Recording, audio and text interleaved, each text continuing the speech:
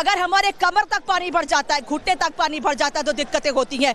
10 से 12 फीट तक पानी धीरे धीरे इकट्ठा होता चला गया और छात्रों के लिए परेशानी बढ़ती चली गई।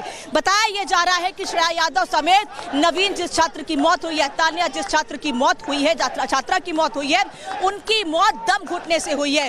बेसमेंट में जहां पर परमिशन थी सिर्फ और सिर्फ पार्किंग की या स्टोरेज की, उस जगह पर छात्र लाइब्रेरी में बैठकर पढ़ाई कर रहे थे। पढ़ाई तो करनी ही है क्योंकि उनको अपने सपनों को पूरा करना है, देश को आगे लेकर जाना है, क्योंकि एक आईएएस देश को मजबूत करता है, राज्यों को मजबूत करता है और उसी मजबूती के लिए, अपने सपनों को पूरा करने के लिए, देश की मजबूती के लिए छात्र लगातार यहाँ कड़ी मेहनत करके पढ़ाई कर रहे हैं और सिस्टम इनके साथ क्या कर रहा है ये आप सबने देख लिया है। तस्वीर आपको दिखा रही हूँ कि कैसे रेस्क्यू किया गया इन छात्रों का। बड़ी मुश्किल के बाद कुछ छात्रों को बाहर निकाला गया, लेकिन जैसे जैसे पानी बेसमेंट से खाली हुआ उसके बाद पता चलता है कि 3 छात्रों की मौत हो गई है। दिन में 2 छात्राएं और 1 छात्र है, 2 केरला के रहने वाले और उत्तर प्रदेश के अंबेडकर नगर की रहने वाली श्रेया यादव। आज मैं यही से सिस्टम से जानूंगी, इन तमाम छात्रों से जानूंगी कि इनकी मांगे क्या है और जो मेहमान जुड़ेंगे हमारे साथ, प्रशासन के लोग जुड़ेंगे, उनसे जानूंगी कि इस लापरवाही पर कब और कैसे कार्रवाई होगी। लेकिन उससे पहले सुनिए कि छात्रों का क्या कहना है। हमारे सहयोगी ने इन तमाम स्टूडेंट से बातचीत की है जो अपनी मांग रख रहे हैं, अपने दिल की बात कह रहे हैं पब्लिक से। यहाँ पे हर रोज पानी भरता है जब भी बारिश होती है और कोई एक्शन नहीं लिया जाता है। यहाँ के एमएलए कह रहे हैं कि हमको पता ही नहीं है कुछ। एक पटेल, साउथ पटेल नगर में एक लड़के की डेथ हुई थी, वो इसका मेंस लिख रहा था इस बार, तब भी कोई अथॉरिटी इसके बाद भी नहीं जागी हुई। बड़ी कोचिंग माफिया है, ओपन एरिया में ऑफिस बना देंगे और गलियों में जाके बनाएंगे क्लासरूम्स। वहाँ पे एक सीढ़ी होती है 4th फ्लोर 5th फ्लोर पे और वही रास्ता है, वही निकलने का। और ये लाइब्रेरी की बात नहीं है, पीजीओ का यही हाल है। ये एक एंट्री है, इतनी सी एंट्री है, आप देख लो, ये दिख रही है आपको। इसमें से निकलेंगे 800 बच्चे और 4 फ्लोर हैं सब में, यहीं से निकलेंगे और कोई एंट्री नहीं है। मालिक को तो पैसे चाहिए, किराया चाहिए, चाहे मरे डूबे जो मर्जी हो, वो पुलिस साथ में मिली हुई है, सबको मालूम है। पूरे राजेंद्र नगर में ना इतनी बेसमेंट में लाइब्रेरी बिल्कुल छोटी छोटी कितनी कंजेस्टेड है। मान लो कुछ इमरजेंसी हो जाए तो मतलब पानी भर जाए, मतलब सेंट्रल लॉकिंग सिस्टम है, शॉर्ट सर्किट हो गया, सेंट्रल लॉकिंग बंद हो गया, फिर आप कैसे बाहर निकलोगे? 3 घंटे तक कोई नजर नहीं आया यहाँ पे। और आज सिस्टम को, देश को जवाब देना होगा, उस सरकारी सिस्टम को, फिर चाहे वो केंद्र की सरकार हो, वो दिल्ली की सरकार हो, एमसीडी हो, या फिर जो छात्र सवाल पूछ रहे हैं उन टीचर से, उन कोचिंग संस्थानों से, जो संस्थान मेरे पीछे आप देख रहे हैं जहां पर व्यवस्थाएं कुछ नहीं है लेकिन स्टूडेंट दूर दूर से पढ़ने के लिए यहाँ पर आ रहे हैं। आज सवाल उनसे ये कि अफसर बनने आने वालों को क्या सिस्टम ने निगल लिया है, क्योंकि सिस्टम के खिलाफ ही यह प्रदर्शन है और नाराजगी उनके खिलाफ बढ़ती जा रही है। लापरवाही का सैलाब क्यों सपनों को मार रहा है। सवाल यह भी कि फ्लोर बदलते हैं, मौत का इंतजाम नहीं, क्योंकि यहां पर जो लापरवाही हो रही है उसे सीधे सीधे मौत का इंतजाम कहा जा रहा है। बेसमेंट जहां व्यवस्था कुछ और थी, उस बेसमेंट में बच्चे पढ़ने को मजबूर हैं। सवाल यह भी कि आग, पानी, करंट, लापरवाही पर दंड कब मिलेगा और किसको मिलेगा, कैसे मिलेगा, यह भी सवाल यह भी कि नेता, सिस्टम ने जनता को मरने के लिए छोड़ दिया है, लेकिन वो नेता आज जब लोगों से मिलने के लिए आ रहे हैं तो सिर्फ राजनीति कर रहे हैं और गेंद एक दूसरे के पाले में डाल रहे हैं और सवाल पूछ रहे हैं कि आखिर असल मायने में आप जिम्मेदार या हम जिम्मेदार। सवाल यह भी कि टोपी ट्रांसफर करेंगे और जिम्मेदारी कौन लेगा। सत्ता पर बैठने के लिए सब आगे आ जाते हैं, कुर्सी सबको चाहिए, लेकिन कोई भी इन छात्रों की आवाज सुनने के लिए नहीं आ रहा है। सिस्टम करप्शन में डूबा हुआ है। जान क्यों दे जनता? केवल एक जगह का नहीं, दिल्ली का नहीं, बल्कि देश भर में कुछ यही स्थिति है और इसीलिए आज इन छात्रों के बीच से इनकी आवाज बनकर हम सवाल पूछ रहे हैं।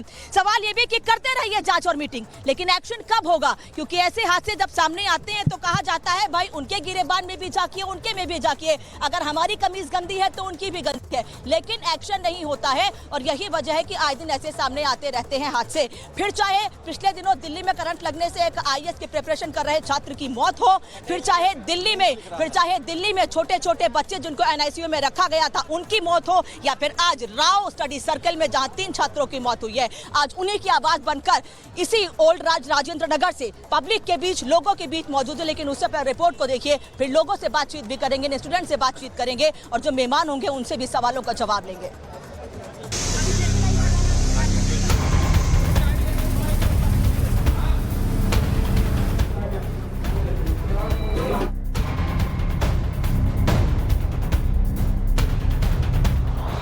क्या आपके बच्चे भी बाहर रहकर पढ़ाई करते हैं?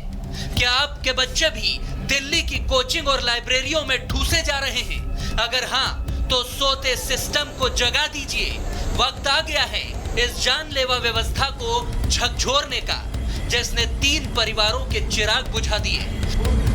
दिल्ली में बदहाल और लापरवाह सिस्टम ने आईएएस बनने आए 3 होनहारों के साथ ही उनके सपनों की भी हत्या कर दी।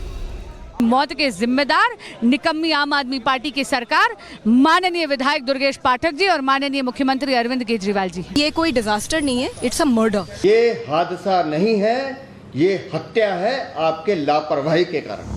देश की राजधानी में यह हैरान करने वाला हादसा ओल्ड राजेंद्र नगर में हुआ, जहां कई कोचिंग सेंटर और लाइब्रेरियां बनी हैं। महंगी फीस और बदहाल व्यवस्थाओं के बीच बच्चे यहां भेड़ों की तरह ठूसे जा रहे हैं। नियमों की धज्जियां उड़ाकर बेसमेंट में लाइब्रेरी चल रही थी, जिसमें बारिश के बाद बाढ़ का पानी भरा और लापरवाही की लाइब्रेरी मौत का पाताल लोक बन गई।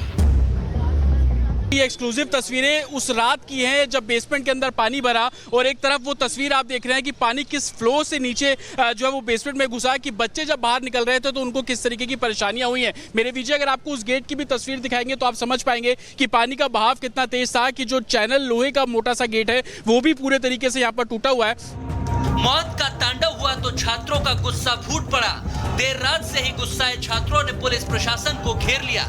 मौके पर पहुंची आम आदमी पार्टी की सांसद स्वाति मालीवाल हो, कांग्रेस के प्रदेश अध्यक्ष देवेंद्र यादव हो या फिर कोई और नेता या अफसर, सबको बच्चों के आक्रोश का सामना करना पड़ा। ऐसी लाइब्रेरी यहाँ पे ज्यादातर लाइब्रेरी सर इतनी छोटी हैं, ऐसी हैं सर तलघर में ही बनी हुई हैं। रूल्स सिर्फ बने हुए, एग्जीक्यूशन हो नहीं रहा। शिक्षा मंत्री आतिशी ने 24 घंटों में रिपोर्ट मांगी तो एलजी ने भी मंगलवार तक जांच पूरी करने के आदेश दिए हैं, लेकिन जानलेवा सैलाब पर केजरीवाल सरकार बुरी तरह डूब रही है।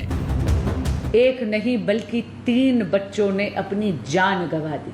आम आदमी पार्टी की सरकार 1 दशक से दिल्ली में सत्ता तो भोग रही है, लेकिन दिल्ली वालों के लिए काम कुछ नहीं कर रही। बहुत बड़ी नेग्लिजेंस है, क्रिमिनल नेग्लिजेंस है, और मैं ऐसा मानती हूँ कि ये कोई डिजास्टर नहीं है, it's a murder and action has to be taken against everybody. किसी ब्लेम गेम में नहीं जाना चाहता, मैं किसी के ऊपर आरोप नहीं करना चाहता, लेकिन आपको एक जगह जाके इस तरह की कमर्शियल एक्टिविटी जो बेसमेंट में हो रही है उसको रोकना पड़ेगा, उसके खिलाफ सख्त से सख्त एक्शन लेना पड़ेगा।